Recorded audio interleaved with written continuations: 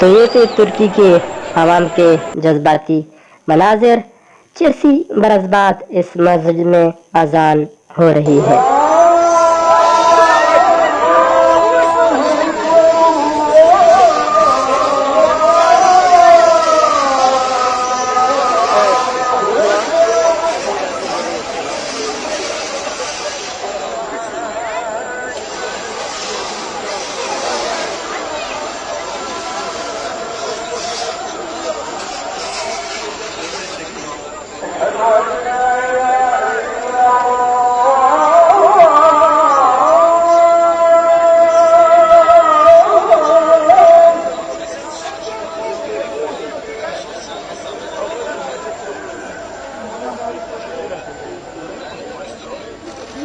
Biraz daha abi.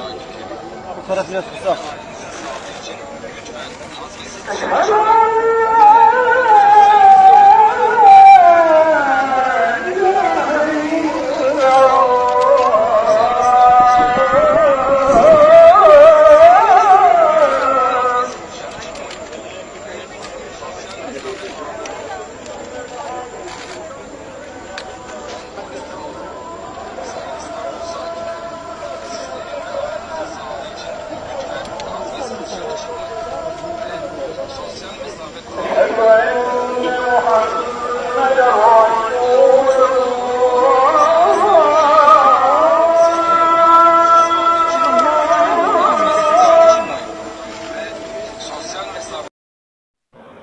جمعے کے دن اس مسجد میں اذان دی گئی جو ترک ٹی وی چینلوں نے براہ راست نشر کیا.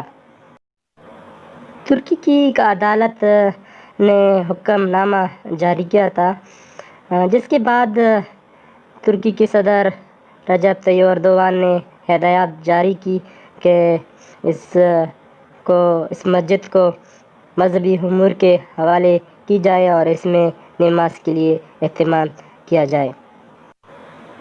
صدر رجب طیب ایردوان نے یہ بھی کہا ہے کہ 24 جولائی سے اس میں باقاعدہ باجماعت نماز ہوگی. 1500 سال پہلے یہ ایک گرجا گھر تھا. پھر جب سلطنت عثمانیہ کے فوج نے استنبول پر قبضہ کیا تو اس کو مسجد میں تبدیل کر دیا گیا اور جب عثمانیہ کی دور ختم ہو گئی تو یہ میوزیم میں بدل دیا گیا. آیا صوفیہ کا بڑا گنبد استنبول کے مندر کا لازمی حصہ ہے جہاں پر ہر سال 30 لاکھ سیاح آتے ہیں. اگرچہ اسے مسجد میں بدلنے سے سیاحوں کو آنے سے نہیں روکا جائے گا لیکن ناقدین کا کہنا ہے کہ اس کی نوعیت میں تبدیلی سے اس کی کشش میں کمی آئے گی. امریکہ اور یونان نے اس فیصلے کو تنقید کا نشانہ بنایا ہے.